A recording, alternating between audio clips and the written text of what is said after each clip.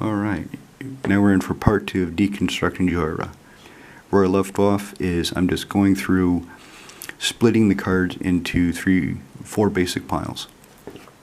Non-basic lands, basic lands, cards to sell or get rid of, and cards to keep for other decks, for the art, for a future rebuild if I ever decide to revisit Jhoira. Seize the day. It just looks nice. It'd be great if I'd bought a foil one, but I didn't, so I'll keep it. Memory lapse. Quite useful in any deck where you're not worried about them just drawing the card and recasting it again. Of course, also, it only has one blue, one colorless, so it's easy to cast. Can get you out of a pinch if you're about to go off and win the game somehow. Dragon Mage. I've always liked this card. I'd never gotten it to work the way I wanted to, but I just liked the card. And with Jhoira, when he comes and hits play, has haste, you just smash into anybody that cannot block him. You get a new hand of 7 cards, and then you can put all those in the time stream. Wheel of Fortune, same thing.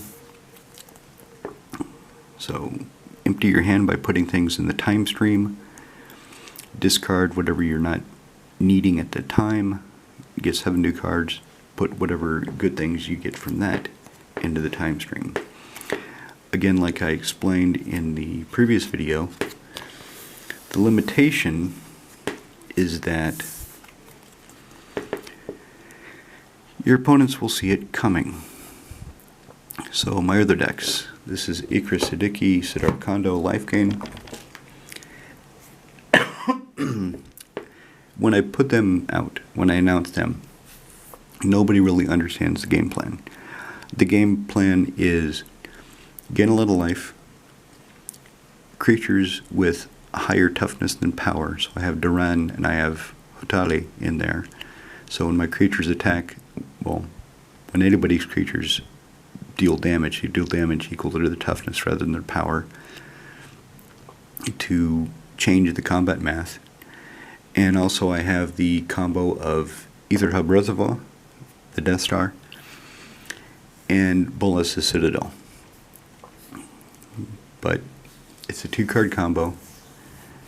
Nobody is really forecasting it the way they forecast Jhoira. Then the other decks I have Karavek. When I play Karavek, when I announce him, everybody sees what he does, but they don't really take it on board. It's hilarious. So they understand when he hits play, every spell that anybody casts, any of my opponents cast,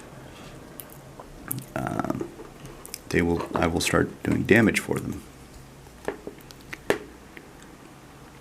But because he's got such a high casting cost, and they don't really think about this because it's not necessarily going to target them or their things, they don't see him as a threat, an immediate threat that they have to take me out to eliminate.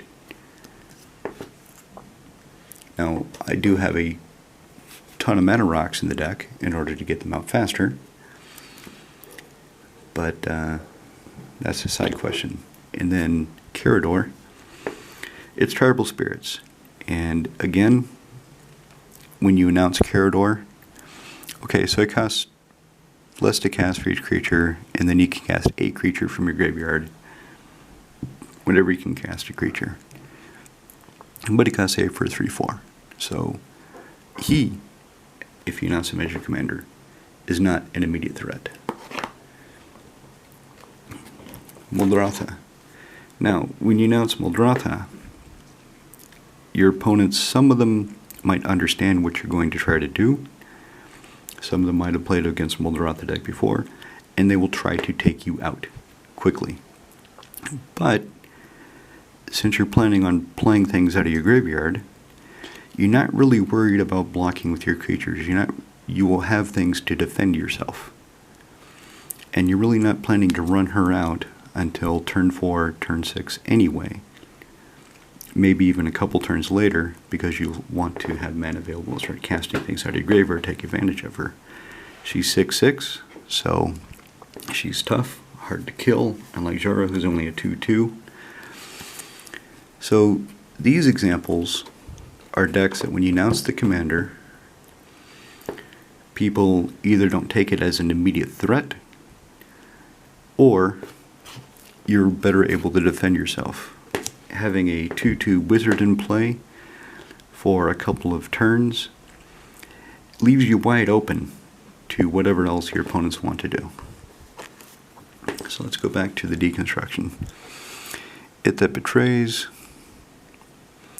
I'll put this in the look up the price and possibly sell, because I would like to get a foil one. Fury Charm. It's just pretty, it's not worth anything, so I'll keep it. Inferno Titan, same thing. He can go in multiple decks. He can go, I think I've got a Copping Kirvek. Pretty sure I do. He can go in NMR. He can go into... I really don't have a lot of decks with red. Red is kind of a bastard stepchild color the way I play. But I'll keep him because I like him. Darksteel Ingot. It's original from Darksteel. It's not the F&M foil. So I'll keep it. Jhoira's Time Bug. Not worth anything, and it's cute. Keep it. Soul Ring. Obviously, if I build another deck, I'm going to need a Soul Ring, so I might as well keep it. Kozilek. Now, this one is foil. So, on the surface, I would normally keep it, but I've got no other deck that I would really put him in. I've never had him in play anytime I've played Jhoira to see how effective this discard a card for the mana cost X is to counter a spell. He requires colorless specifically to cast him, which I don't care about in Jhoira because he's going to come down through the time stream. In Animar is designed to hit the colors as quickly as possible. I have, I think, 2 sources of colorless mana in Animar.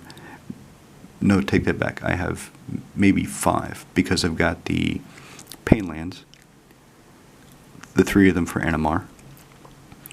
I have a Yevmaya Hollow, and I probably have something else that produces colorless. Probably Path of Ancestry. So with only 5 sources of colorless mana, I've got no reliable way of hitting that 2 colorless to cast him. So he has no home. The art, it's neat, but it's not that impressive. So I'll look up his price, probably sell him off. Is a Signet, original foil, not worth anything, might as well keep it. Same with Talisman Creativity, might as well keep it. And here we go with Mana Crypt. So, Mana Crypt, I'm going to take it out of my Commander collection. My collection is divided into Commander decks, Modern decks, and then I've got some Vintage decks, powered by China. Everything over 100 euros. Actually, except for Ren and 6, everything over 50 euros is counterfeit, is a Chinese counterfeit, including the Mana Crypt I have in one of my decks. Excuse me. So, I will remove this from my Commander decks. There's some weird feelings about Mana Crypt, even with the lads that I play with. It's almost a bridge too far. It starts putting into a more competitive category just by having in your deck. I just tried Jhoira because I need to hit colorless to start casting things in the time stream as quickly as possible. So I'll put this in Vintage. Since he's Defining Top, this will go into the Karthus rebuild. Not Karthus. Yeah, Karthus Tower of Jund. Devastation. I'll probably just keep that just because. Dracoseth, not worth anything. Turn aside. It's just pretty. And it's not worth anything. So there's no point trying to sell it. Ristic Study. Obviously it's worth something. Highly useful. And I'm sure I've got another deck I can put it in, so I'll keep that. Artisan of Kozilek. I don't think it's worth anything. I like it. It can go into Animar, it can go into other decks, so I'll keep it. And then Ulamog, Ceaseless Hunger. So, I've got another copy of him in Animar. If I go to rebuild this, if I go to a deck where I need another copy of him, I can buy a foil one. So what do we have? We have 1, 2, 3, 4, 5, 6, 7, 8, 9, 10. 11 out of 100 cards that I can sell to put into other things. A few of them aren't really worth anything. That's Jhoira deconstructed.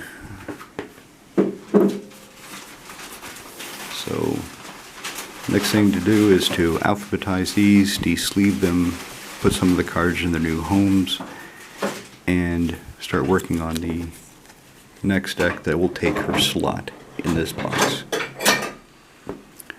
Alright, that's it. Cheers.